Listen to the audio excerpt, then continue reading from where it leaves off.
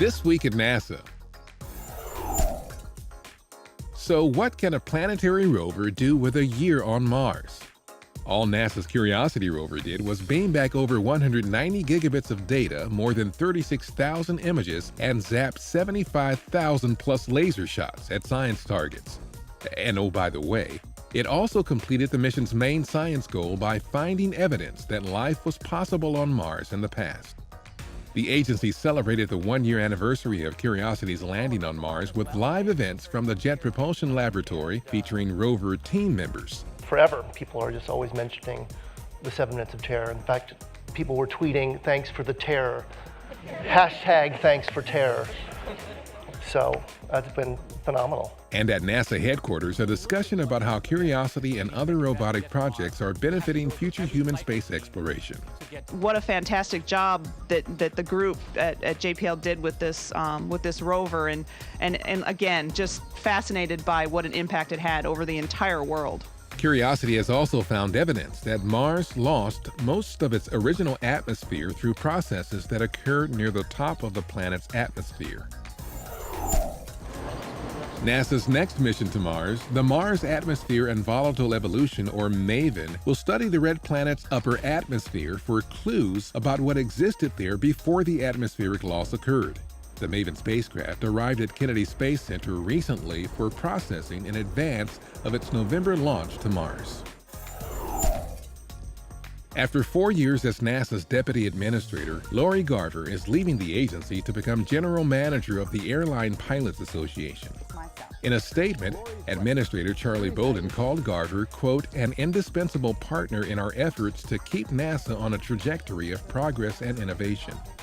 Garver led the way on many of the Obama administration's space priorities, including NASA's Commercial Crew and Cargo programs, the re-establishment of a Space Technology Mission Directorate, NASA's use of challenges and prizes, and an unwavering commitment to diversity and inclusion. Garver will leave her NASA post on September 6th. A fireball from a kilonova, a new kind of stellar blast spotted by the Hubble Space Telescope in a galaxy almost 4 billion light-years from Earth, is the strongest evidence yet that short-duration gamma-ray bursts happen when two small, super-dense stellar objects come together. A kilonova comes from the energy released by the collision of two compact objects. It had been predicted that kilonovas accompany short-duration GRBs, but this is the first time it's been seen. And liftoff. 6 days after launching from the Tanegashima Space Center in Japan, the automated Konitori 4 H2 transfer vehicle, or HTV-4, met up with the International Space Station, was captured with the station's robotic arm by the Expedition 36 crew aboard the ISS, and was installed on the station's Harmony module. HTV-4 delivered about 3.5 tons of cargo and experiments to the orbital laboratory.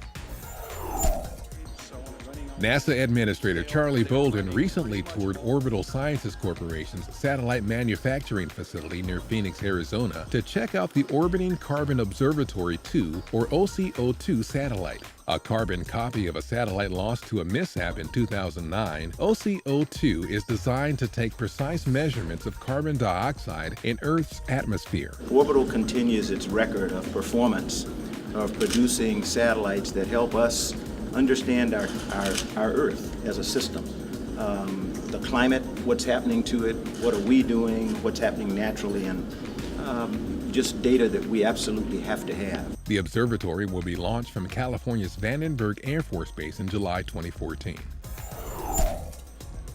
The first completed liquid hydrogen tank barrel segment for the core stage of NASA's Space Launch System Heavy Lift rocket has been rolled off the production line at the Michoud Assembly Facility in New Orleans. The 22-foot structure validates the vertical weld center and friction stir welding process, which uses frictional heating and forging pressure to produce high-strength bonds virtually free of defects. The SLS core stage liquid hydrogen tank will be more than 200 feet tall when completed. NASA's SOFIA Airborne Observatory has returned to Palmdale, California from a 2.5-week campaign to study celestial objects from a vantage point in the southern hemisphere. The modified 747 flew 9 astronomical science flights from Christchurch, New Zealand, demonstrating its capability to fly back-to-back missions with high reliability. And that's This Week at NASA. For more on these and other stories, or to follow us on Foursquare, Twitter, and other social media, log on to www.nasa.gov.